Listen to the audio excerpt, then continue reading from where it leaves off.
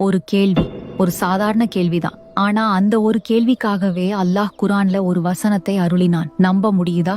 பாருங்க, இது சுமார் 1400 வருஷங்களுக்கு முன்னாடியே நடந்த ஒரு நெகிழ்ச்சியான சம்பவம். ஜாபிர் ரலியல்லாஹு அவர்கள் உடல்நிலை ரொம்ப மோசமாகி மரணத்தின் வாசல்ல நின்ன நேரம் அது. அந்த செய்தி நபி ஸல்லல்லாஹு அலைஹி வஸல்லம் அவர்களுக்கு தெரிய வருது. எந்த ஒரு தயக்கமும் இல்லாம அவங்களே ஜாபிர் ரலியல்லாஹு அவர்களின் வீட்டுக்கு நேர்ல வர்றாங்க. அங்க நபி ஸல்லல்லாஹு அலைஹி வஸல்லம் அவங்க உளூ செய்றாங்க. அந்த உளூ தண்ணீரை ஜாபிர் ரலியல்லாஹு அவர்கள் மேல தெளிக்க அல்லாஹ்வோட அனுமதியால அங்க ஒரு அதிசயம் நடக்குது. அவருக்கு மயக்கம் தெளிஞ்சிடுது. அந்த தருணம் வாழ்க்கையையும் மரணத்தையும் கண்ணு முன்னாடி பார்த்த ஜாபிரி ரலியல்லாஹு அவர்கள் ஒரு பதற்றத்தோட கேக்குறாங்க, யா ரசூலல்லாஹ், எனக்குன்னு வாரிசுங்க யாரும் இல்ல, என் சகோதரிகள் மட்டும்தான் இருக்காங்க.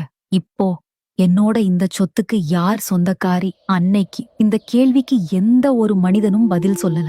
நேரடியா அல்லாஹ்வே பதில் சொன்னான். அந்த கேள்விக்கான பதில் வானத்திலிருந்து இறங்கியது. குர்ஆனின் 4வது அத்தியாயமான அந்நிசாவின் இறுதி வசனம். அல்லாஹ் மிகத் தெளிவாகச் சொல்லுகிறான், வாரிசு இல்லாத ஒருவருக்கு ஒரு சகோதரி இருந்தால் சொத்தில் பாதி அவருக்கு. ஒருவேளை சகோதரிகள் இருவராக இருந்தால் 2/3 பங்கு அவர்களுக்கு.